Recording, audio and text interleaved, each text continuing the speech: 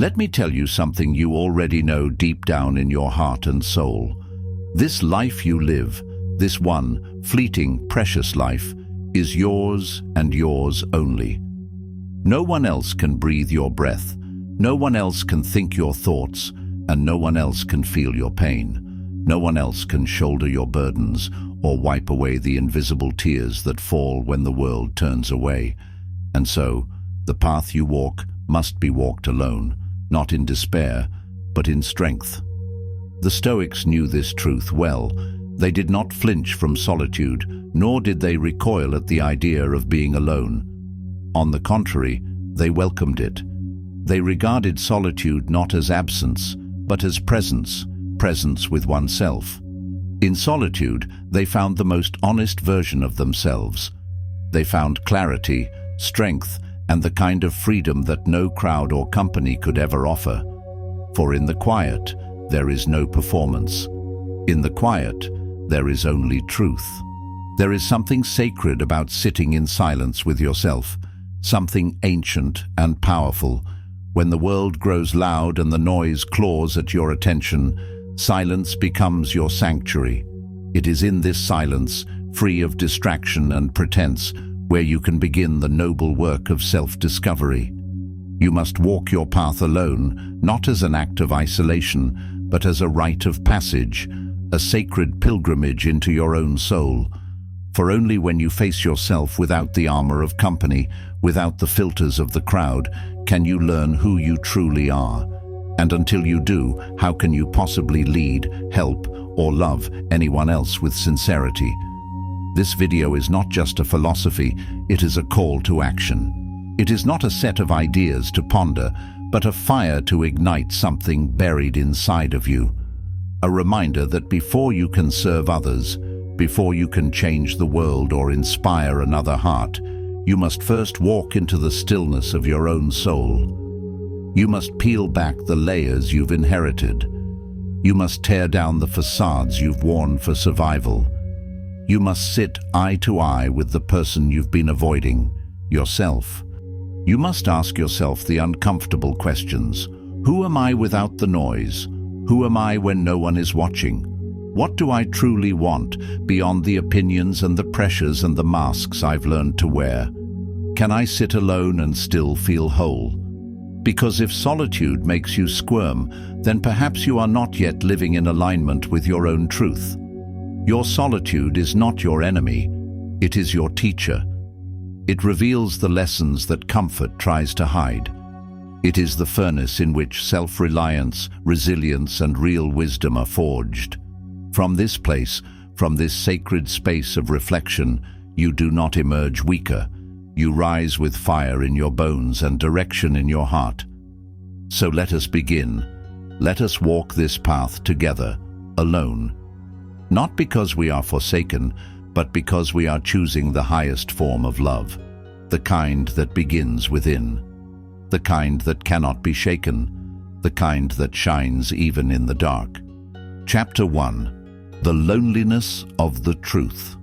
Seneca once said, "It is not that we have a short time to live, but that we waste a lot of it." Most of this waste happens not in chaos, but in distraction. We allow the noise of the world to drown out the whisper of our inner voice. That whisper, the voice of the soul, is often buried under the weight of other people's expectations. To walk your path alone means to commit to listening to that whisper. Let's not romanticize loneliness. It is uncomfortable, it is often painful, but it is also necessary. In the absence of external validation, you are forced to confront whether your dreams are truly yours or merely the echo of someone else's applause. Every person must come to a moment of reckoning, a place where the road splits and comfort is on one side and truth is on the other. Most choose comfort. Most retreat into the arms of familiarity, surrounded by people and routines that never challenge them to evolve. But the Stoic chooses truth. The Stoic chooses the narrow, silent, and often misunderstood path that leads inward, not outward. This path demands strength, not in muscle but in spirit. It demands conviction that does not waver with opinion. You are not here to please everyone. You are not here to walk the same path as everyone else. You are here to become who you were meant to be, someone aligned with their nature, not someone shaped by the whims of society. And that means stepping away from the crowd. That means walking in the opposite direction of comfort and predictability. That means abandoning the chase for approval, the mirage of popularity, and the illusions of sameness that lead so many astray. It means making peace with being misunderstood, with not fitting in, with taking a route that might feel unfamiliar even to you. That means sitting in silence, asking hard questions, and being willing to not have all the answers. It means being vulnerable with yourself, acknowledging your fears without letting them guide your choices. It means staring directly at your inner contradictions and sitting with them, not to judge, but to understand. That means loneliness, but it is not the loneliness of emptiness. It is the loneliness of expansion, the space where your soul finally has room to breathe, grow, and realign with what is most essential. And here's the deeper truth. There's a secret, one only the brave discover. Loneliness doesn't mean you are lost. It often means you are finally found. It means you have stopped running from yourself, from your past, from your stillness. It means you are no longer trying to fill the void with validation, noise, or distraction. You are facing the void and realizing it isn't empty. It's full of the raw material of your becoming. You are no longer disguising your discomfort with busyness or chasing temporary highs to avoid sitting with your wounds. You are standing on sacred ground, on the edge of something greater than you've ever known, your true self. In that sacred confrontation, you are not breaking, you are building. You are not unraveling, you are being reborn. Every breath in solitude shapes you into someone who does not need to be defined by others. You begin to understand your fears, to trace their origins, to dismantle the beliefs that have kept you caged for years. This process isn't instant, and it isn't easy, but every moment spent walking through that inner fire sharpens your soul like steel beneath the hammer. You begin to feel a stillness growing inside you, a kind of unshakable presence that cannot be manufactured, only cultivated. You are learning that peace is not in being surrounded, it is in being centered. Centered not on outcomes, titles, or relationships, but on integrity, on alignment, on an unwavering commitment to your own growth. You are learning that your truest self is not found in reflection, but in revelation. That revelation is raw and unscripted. It comes not through echo chambers, but through deep silence, not through agreement, but through challenge, not through visibility, but through authenticity, through the courage to admit what you fear, through the stillness to observe what you feel, through the strength to walk into your own chaos and carve out a path with your bare hands. And revelation only comes when you walk alone through the valley, when you stop seeking light from others and begin to carry your own flame. When your flame becomes the only thing that lights your path, you realize that was all you ever needed. Not a torch handed to you, but the fire you ignited yourself. A fire that will never go out because it was lit by the truth. You'll find yourself more anchored, less reactive, more awake. You'll carry something that cannot be seen, but is always felt.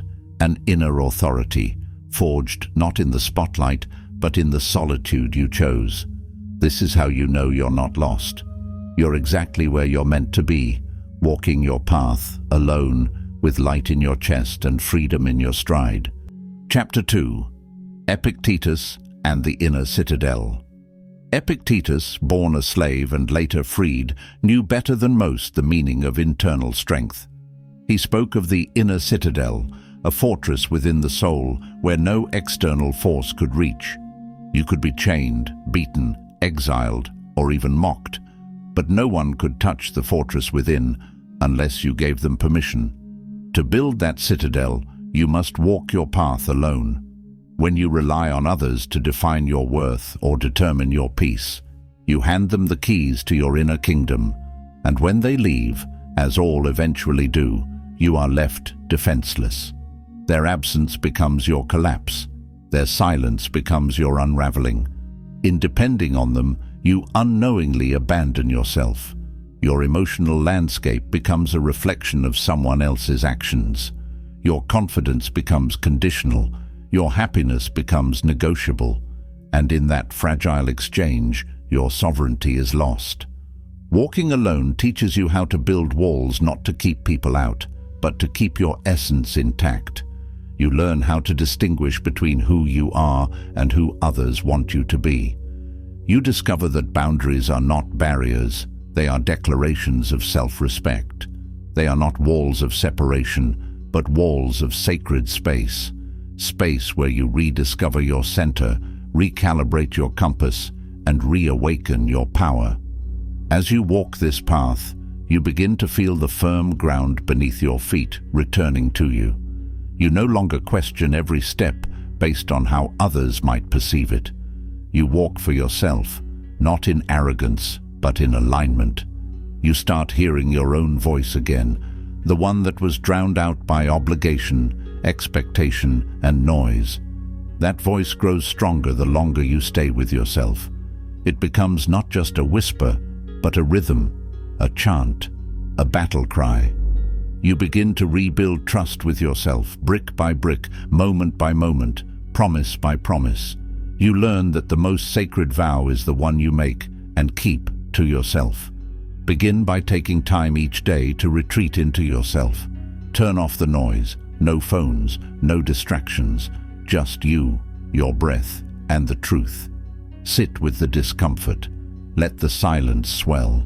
Let the thoughts bubble up. Some may be ugly, others will be illuminating, but they are yours, and they carry the seeds of your liberation.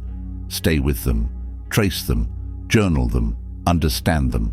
Ask yourself, what am I afraid to face alone? What parts of me have I silenced to be accepted by others? What truth have I buried so deep I can barely name it? What lies have I fed myself to maintain peace at the cost of authenticity? The answer to these questions, though painful, holds the key to your freedom. And freedom is not found in running. It is not found in pretending. It is found in returning to the only place where peace can truly begin, within the silence, within the stillness, within the self you've always been, waiting to be fully known, fully honored, and finally set free. Chapter 3. The Mirror of Solitude. Solitude is a mirror. It shows you who you really are, not who you pretend to be in front of others. When you sit alone with nothing but your thoughts, you begin to see the patterns, the lies you've told yourself, the pain you've buried, the dreams you've delayed. Marcus Aurelius, emperor and philosopher, journaled daily, not to show the world how wise he was, but to hold himself accountable.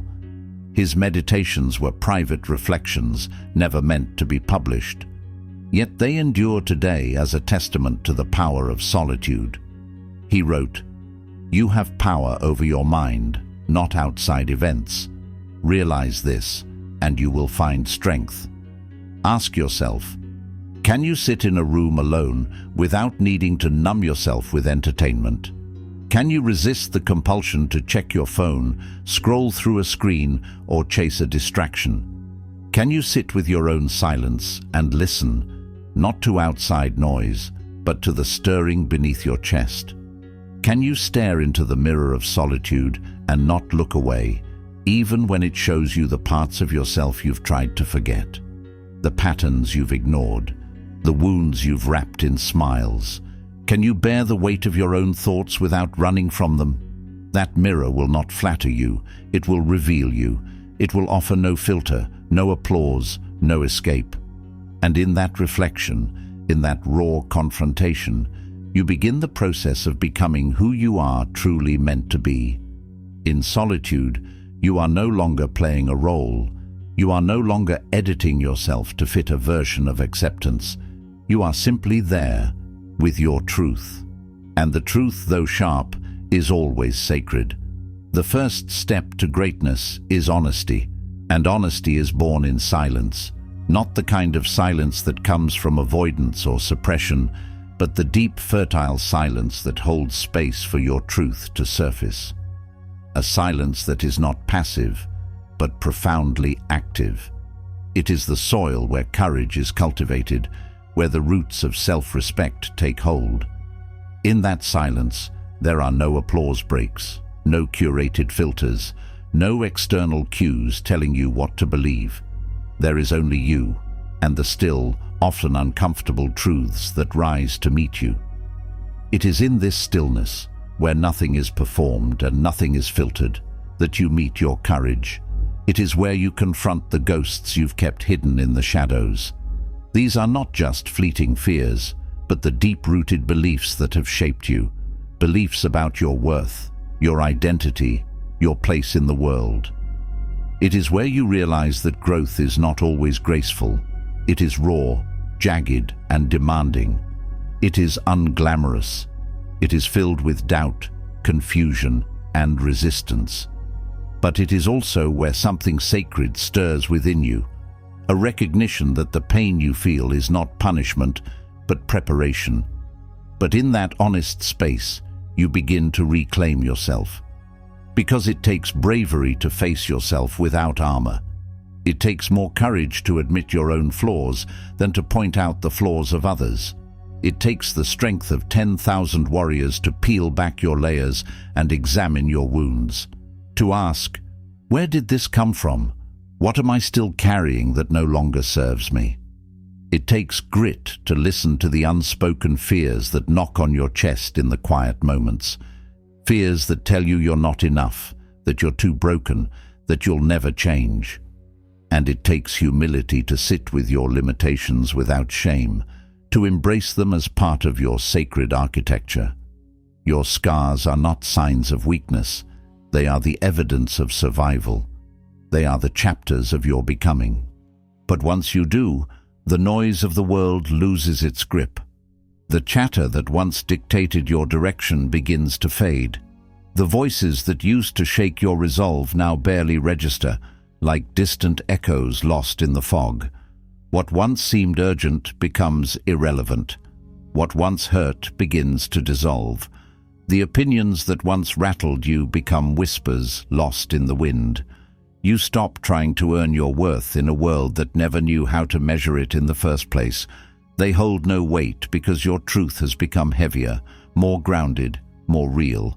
Your convictions no longer sway with the tides of popularity or peer pressure. They anchor you with quiet strength. The doubts that once chained you lose their weight, fall away like dead leaves from a strong tree. You no longer define yourself by your failures or fears. Instead, you begin to wear your scars like medals, not for show, but for truth. You no longer need to be carried. You have found your own footing, a footing born not of perfection, but of presence. And from that silence, the seeds of transformation begin to grow. They stretch toward the light of your awareness. They root deep into your values, piercing into the soil of your soul. They intertwine with your purpose, becoming inseparable from the person you are becoming. They grow in the dark first, where no one can see, where only you and the silence bear witness. And slowly they bloom into strength, silent, steady, and self-born. A strength that doesn't flare with rage or seek recognition. A strength that wakes with the dawn and works without applause. Strength not granted by another, but cultivated from within. A strength that is not loud, but unshakable. A strength that does not boast, but endures. A strength that does not bend to flattery nor break under criticism. A strength that knows itself, walks with its own rhythm, and does not waver when the world turns its head. It is not brittle, it is not fragile. It is the strength of roots, deep and unseen, supporting a life above. This is the strength that walks its path alone, not in isolation, but in profound connection with the truest self, a self discovered in the furnace of silence, forged by fire and guided by truth. And in that truth, you become whole, not because others approve of you, but because you finally approve of yourself. Chapter 4. The Strength of the Silent One. There is a myth that strength is loud, that to be powerful you must be seen, heard, and followed. That strength comes from commanding a room or dominating a conversation. But the Stoics knew better. They understood that real strength is forged in silence, not in spectacle. True strength is quiet. It is the calm in the storm. It is the steady hand amidst panic. It is the man or woman who can stand alone, unshaken, while others beg for attention, for approval, for some signal of worth. The Stoic does not chase the noise. He dissolves into the silence where his strength is cultivated. When you learn to walk your path alone, you stop needing applause. You stop chasing validation. You stop tailoring yourself to fit the comfort of others. You begin to live in truth, not performance. You no longer search for yourself in the eyes of others or beg for permission to exist in your own skin. You start to enjoy your own company, not because it's convenient, but because it's real. Because in your presence, you find the kind of stillness that speaks, the kind of presence that teaches. It gives you access to something the crowd never will, inner clarity, the voice of your own wisdom that has waited patiently beneath the noise. You become content in your own company, not because you've given up on others, but because you've finally returned to yourself. And once you've returned to yourself, you realize you never needed permission to be whole. Wholeness was never out there. It was always within. Practice this. Spend 1 hour alone every day doing nothing. Not reading, not watching, not scrolling, just being. Sit with your thoughts. Walk in nature. Watch the sky as it shifts from minute to minute. Let your mind settle like silt in still water. Let your breath guide you back to center. Let the discomfort rise and pass like clouds. At first it will feel foreign, like learning a forgotten language, but that language is your own. The more you listen, the more fluent you become. Listen not for answers, but for presence. In that stillness, your power will grow. Not power over others, but power over yourself. Power over your impulses, over your fears, over the part of you that is tempted to run at the first sign of discomfort. Power over reactivity, insecurity, and distraction. It is the kind of power that cannot be given or taken, only earned through presence, discipline, and the refusal to abandon yourself. The world trains you to crave stimulation, to seek distraction, to run from yourself. From the moment you wake, your attention is pulled in 1,000 directions: likes, notifications, news, noise. You're taught that silence is something to avoid, that stillness equals stagnation, that solitude is a sign of failure. You're made to believe that the next thrill will save you, the next screen will fulfill you, the next voice will complete you.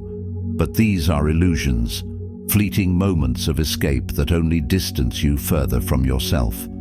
The more you chase the outside world, the more estranged you become from your own soul. But the Stoic trains to endure stillness, not just to sit in it, but to embrace it like a trusted companion, to sit in the emptiness until it becomes full of insight, full of clarity, full of self, to welcome the silence like an old friend and let its calm reveal what the chaos has hidden, to make peace with boredom until boredom becomes beauty, a sacred kind of quiet that nourishes the roots of your character. The Stoic knows that within that boredom lies the uncarved marble of your potential. The Stoic seeks the richness within, to dig beneath the layers of the surface until they uncover the gold buried in the silence. They understand that the truest treasures are not external achievements, but internal revelations. In the absence of noise, they find direction. In the absence of distraction, they find meaning. They peel back every layer of self-deception, fear, and ego, until what remains is a foundation strong enough to carry their purpose through fire. For in stillness, the surface noise subsides, and the deeper truths emerge. You begin to hear yourself, not the version shaped by fear or culture, but the authentic, unshaken voice within. The Stoic does not fear solitude. The Stoic befriends it. They choose it not because they reject the world, but because they want to return to it stronger, clearer, and whole. They welcome its teachings and lean into its discomfort, knowing that every moment of true growth begins not in activity, but in stillness. In stillness, the fog lifts. In stillness, your real work begins. Because it is in that solitude that true strength takes root, not in noise, not in chaos, but in quiet mastery of the self. A strength cultivated in silence cannot be stolen by noise, and once that mastery begins, nothing external can ever shake what is deeply rooted within. It is a strength that endures, not for show, but for soul. Chapter 5. Detachment and the Path Within. Detachment is not indifference. It is not a rejection of love or joy. It is the refusal to let external things govern your peace. It is the decision to take back ownership of your inner world, to reclaim the throne of your emotions from the ever-shifting chaos of the outside. Detachment is not a cold wall, it is a warm hearth within. A place where your identity is not shaped by validation, but by values. To walk your path alone is to detach from the need for constant reassurance. To find your purpose, your calling, you must be willing to step away from the noise, to ignore the whispers of insecurity that say you're not enough unless someone sees you, praises you, chooses you. You must say no to the gatherings that drain your spirit. You must turn down the distractions that keep you from your work, your truth, yourself. You must dare to sit with your longing and ask it what it truly wants. Not who, but what. Not affection, but alignment. You must listen to your heart's quiet cry without trying to fix it with noise. You must allow space for your soul to speak without interruption, without external opinion, without bending to the impulse to be liked, seen, or chosen. It may be uncomfortable at first. You may feel the itch to reach for your phone, to text someone, to scroll mindlessly just to fill the silence. You may convince yourself that connection, even superficial, is better than emptiness. But this discomfort is not your enemy. It is your signal. It shows you where the work is. Each time you resist that urge, you reclaim a piece of yourself. Each time you let the silence stretch, you let your strength grow. In those silent gaps, you hear your intuition clearer. In those long, quiet pauses, you recover your identity from the fragments scattered in other people's hands. Every moment of solitude is a thread in the fabric of self-trust. The fabric becomes stronger with each stitch, more resilient with each pause. You begin to realize that peace isn't found in being filled. It's found in being centered. It's found in knowing that your value is not determined by someone else's proximity, but by your alignment with your own truth.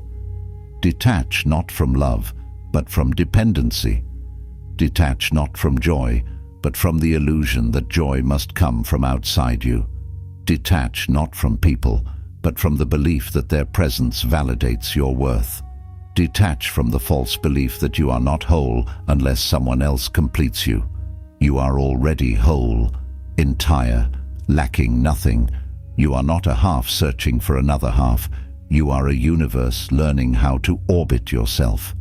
The Stoics believed that virtue alone is sufficient for happiness. They believed the good life was not found in the abundance of things or people, but in the depth of character, strength in values, loyalty to principle, peace in simplicity. Everything else is decoration, beautiful perhaps, but not necessary.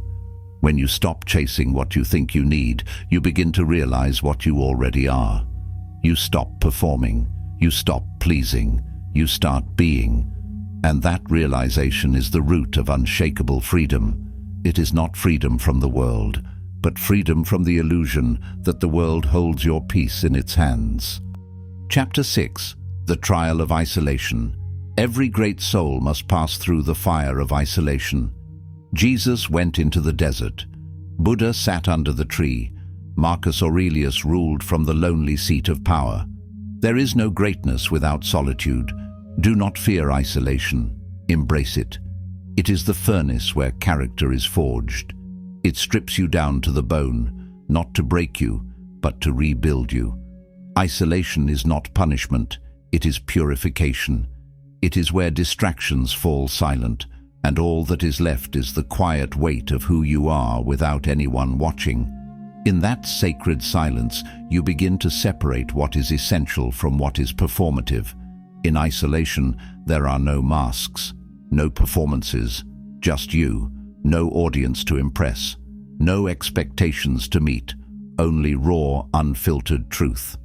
The parts of you that have been buried beneath social conditioning and external approval begin to rise. You face yourself in full clarity, not as a curated version, but as you truly are. So what will you do with that time? Will you numb it, or will you use it? Will you avoid yourself, or will you confront the unfinished stories inside you? Will you sit in denial, or step into discovery? Will you become bitter, resentful that the noise is gone? Or will you become better, grateful that now you can finally hear your own voice? Will you shrink from the silence, or will you step into it like a warrior entering the temple of truth? This is not an idle question. This is the fork in the road, the silent moment that separates who you are from who you could become. One direction leads to numbness, the other leads to transformation. One leads you further from yourself, and the other returns you home. What you choose determines who you become.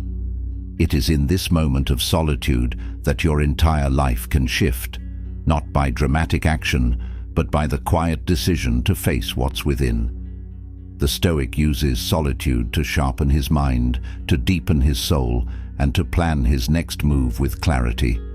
Solitude is not stagnation, it is strategy. It is presence without pressure. It is time reclaimed, not time lost. It is the forge where discipline is tempered, where clarity is born, and where resilience is tested in silence before it is proven in public. It is where the Stoic reads not just to learn, but to absorb the timeless truths of those who came before. It is where the Stoic reflects not to judge, but to understand. It is where the Stoic writes not to impress, but to remember who they are when the world forgets. Use your alone time as sacred time, build your skills, reflect on your values, reconnect with your nature. Become a master of your craft, not for applause, but for excellence. Not to impress others, but to express your inner truth. Not to be better than others, but to become the best version of yourself. Make it a ritual, light a candle, sit in silence, set an intention. Let your solitude be the sanctuary where your vision sharpens, your purpose deepens, and your character becomes untouchable. Let it be where your wisdom roots and your resilience grows. Make your time alone the time that makes everything else possible, the wellspring from which every great thought, every courageous act, and every unshakable principle will eventually emerge.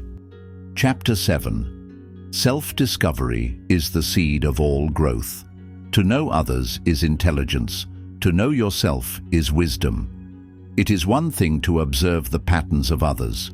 It is another entirely to shine a light inward and examine your own. Many can read people, few can read themselves with clarity and compassion. And yet, the greatest journey a human can ever take is the journey inward. Most people never truly know themselves. They live on autopilot, reacting to the world, shaped by their past, controlled by their fears. They inherit beliefs without questioning them. They repeat patterns without understanding their origins.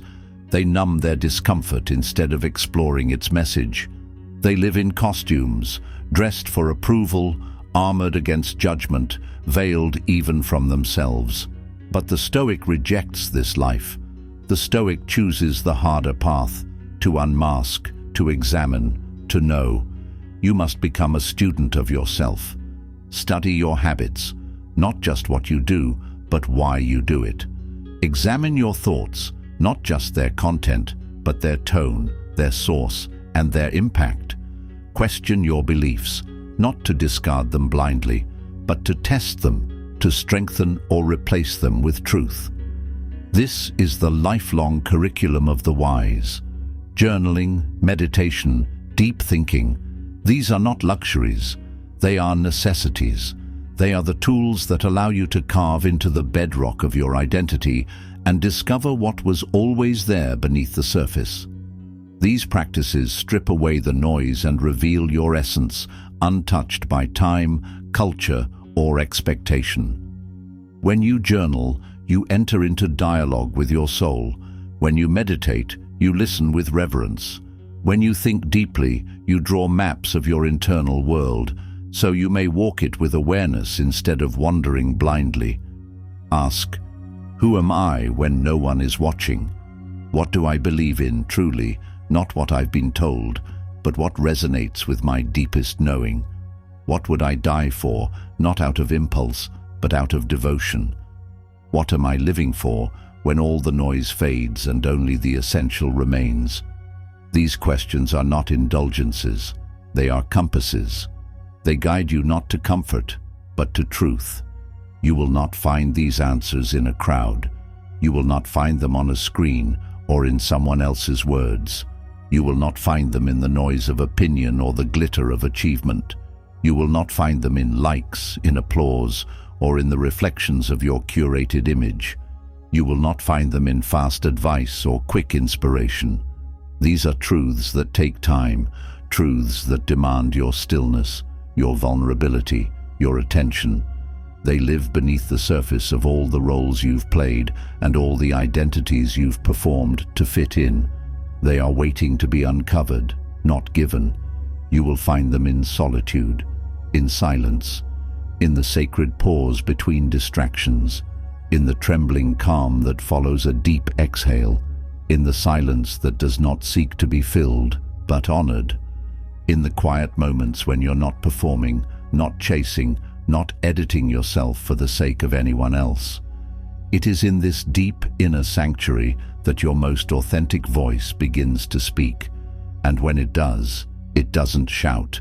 It whispers, it nudges. It reminds you of who you've always been beneath the noise. It calls you back to your essence, not to impress, but to be whole.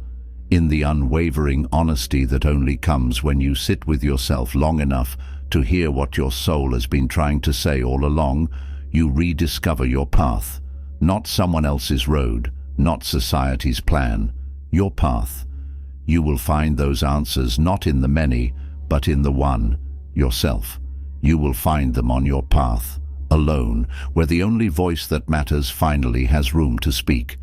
And that voice, once heard, once honored, will guide you forward with the kind of confidence that cannot be taught, only remembered.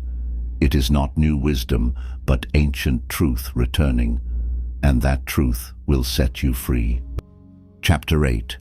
Walking alone to lead others well.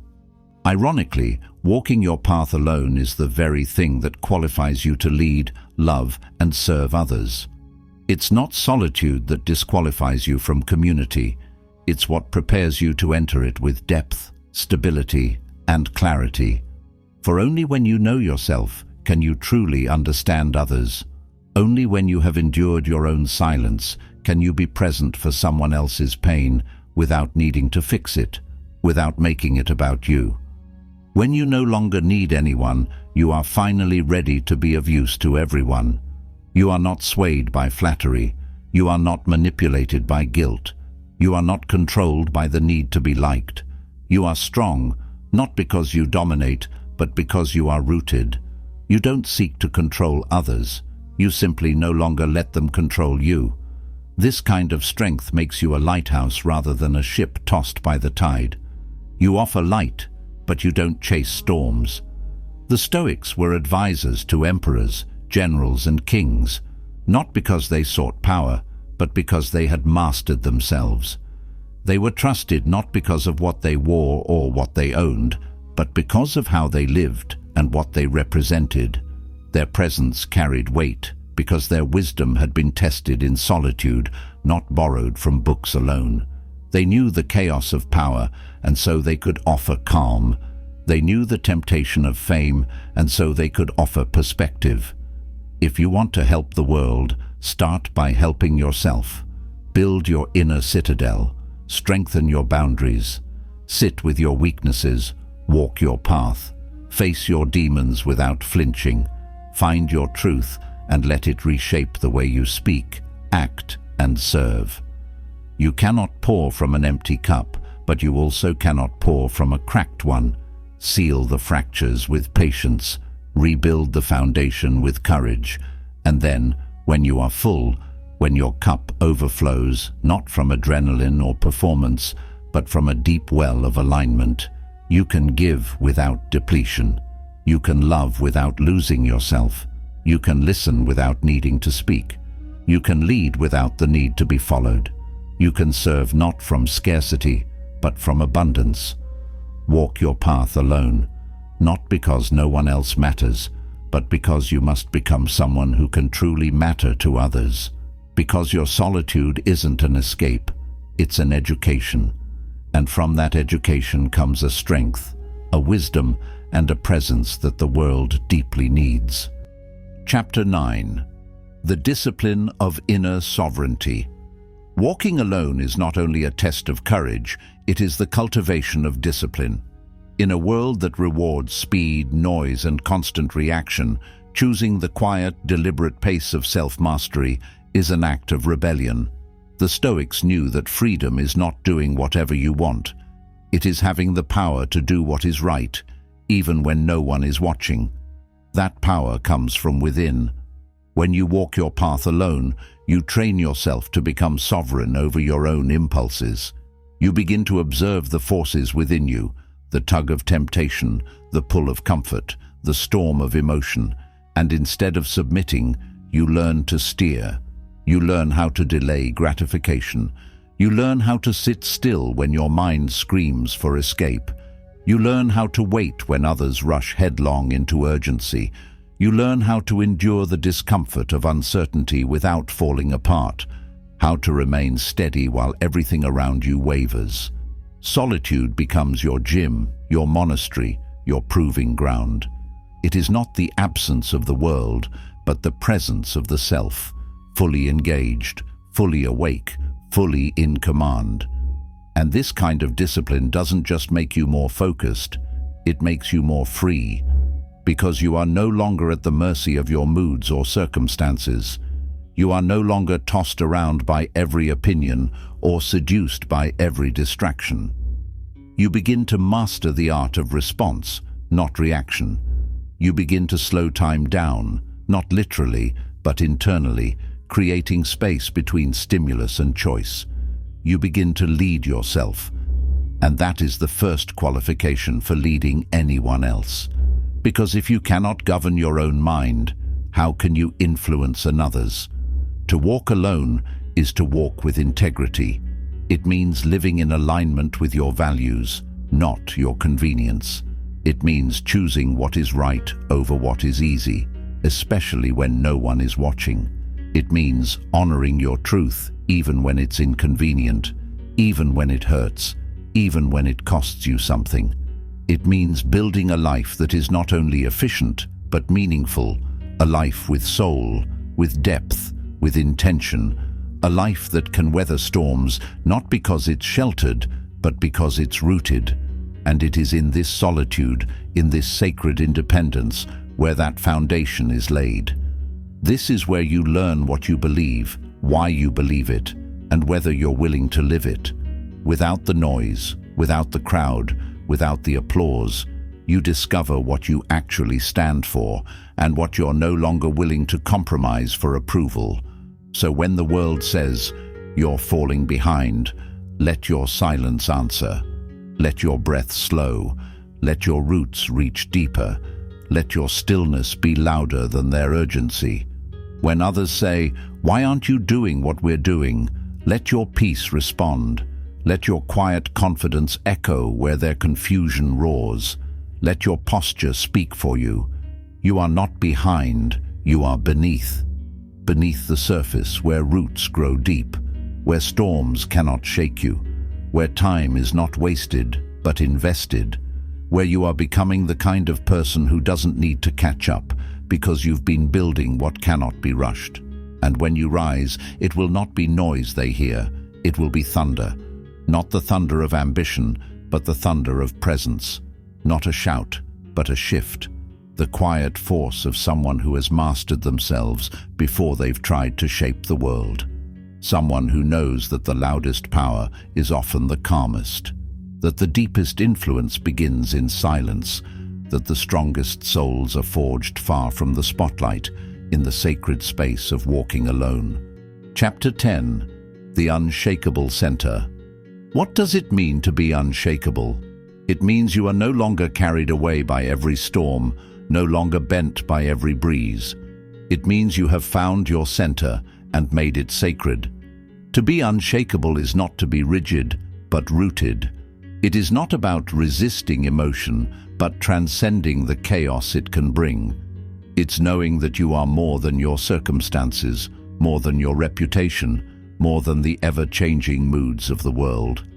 The Stoics taught that our power lies in what is up to us, our thoughts, our choices, our attitude. Everything else is not ours to control. Most people spend their lives trying to bend the world to their will, but the Stoic bends inward, mastering the only domain that truly belongs to them. When you walk your path alone, you are forced to confront the difference. You stop wasting energy trying to control what you cannot and begin mastering what you can. You let go of illusion. You stop demanding that the world be fair and begin building the strength to face it as it is. This is the birthplace of peace. Not the kind of peace that comes from calm surroundings, but the kind that burns quietly within, even in chaos. It is not surface-level calm, but something far deeper, a steady hum in your chest that says, "I will not be moved."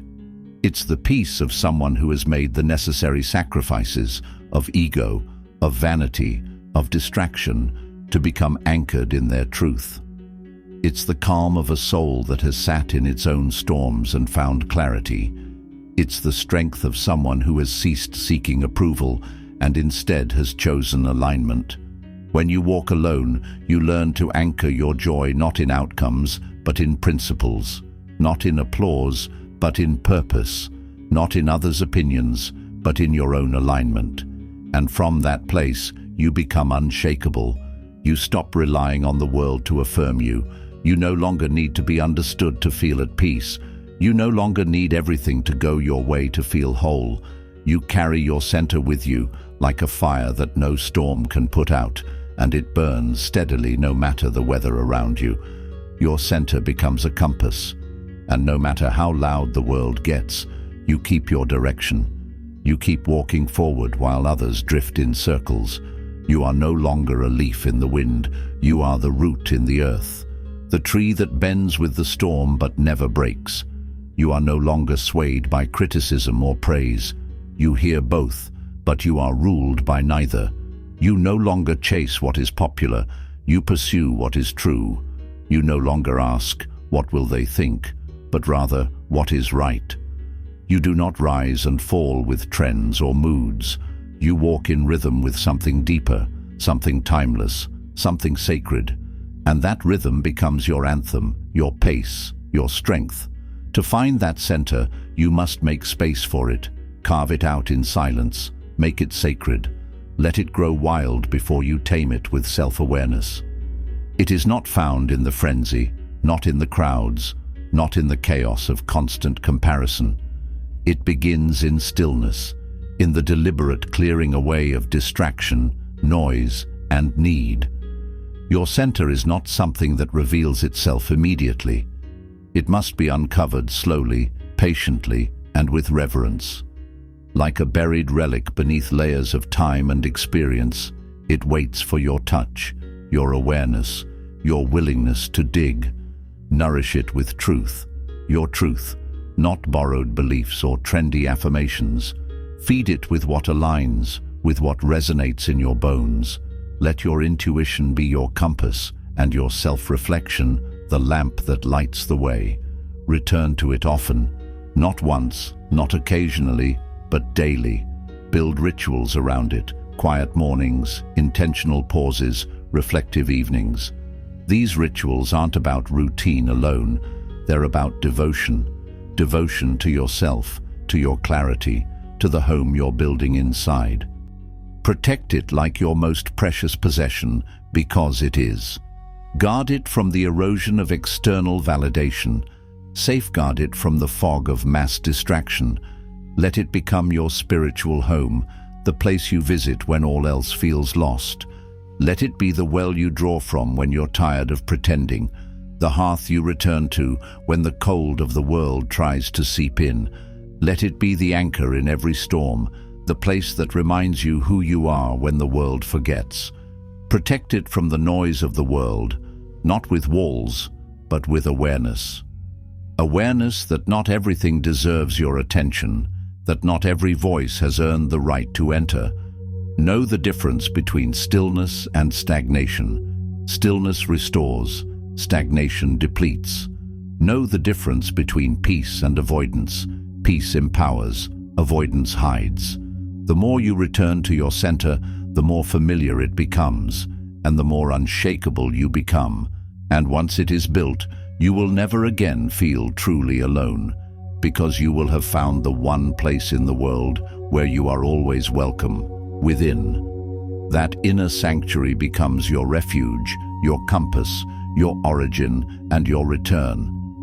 You won't need to constantly reach outward for reassurance or belonging, because you will have discovered the unwavering company of your own soul. And in that place, there is no fear. No fear of judgment, no fear of abandonment, no fear of inadequacy. There is no pretense, no image to uphold, no mask to maintain, no narrative to spin. There is no scrambling to be enough, because you finally understand you already are. There is only presence. A presence so rooted and still that it commands the room without a word. It's not flashy, it's not loud, but it's deeply undeniable. And presence, once fully owned, cannot be shaken. It becomes the solid ground beneath your feet when the world tries to move you. It becomes your clarity in confusion, your peace in the noise, your light in the dark. It cannot be stolen, it cannot be silenced, it cannot be traded or borrowed. It becomes your armor and your invitation, your shield from the chaos and your bridge to true connection. It becomes your power, not the power to rule others, but the power to never be ruled by anything that tries to pull you away from yourself. Not fear, not guilt, not pressure, not illusion. You no longer chase approval because your compass is internal. You no longer chase love because you carry it. You no longer seek to prove, you simply are. It becomes the rhythm of your walk, the steadiness in your gaze, the stillness in your strength. You move slower, but with intention. You speak less, but with gravity.